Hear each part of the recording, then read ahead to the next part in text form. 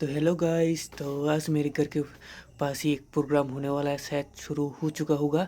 तो मैं अभी वही जाने वाला हूँ, जाके थोड़ा ब्लॉग वगैरह करूँगा। तो वैसे तो मुझे प्रोग्राम देखना पसंद नहीं, फिर भी मैं ब्लॉग करने के लिए जा रहा हूँ।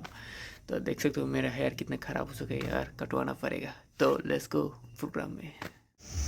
सो गाइस, पैदल ही जा रहा हूँ क्योंकि घर के पास ही है ना, तो बाइक नहीं लाया। देखो गाइस, लोग कैसे जा रहा है, सभी बाइक से, गाड़ी से। यार मैं अकेले पैदल में जा रहा हूँ। तो लाइटिंग वगैरह देख सकते हो सामने।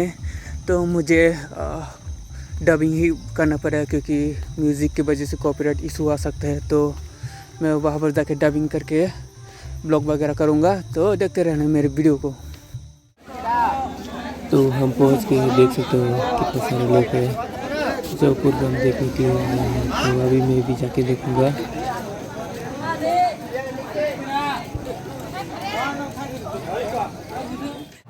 Sing kisah ke gana pagi hasil tadi dikenal lagi sini.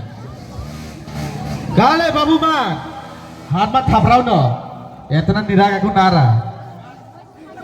Nirak aku rahre. Aro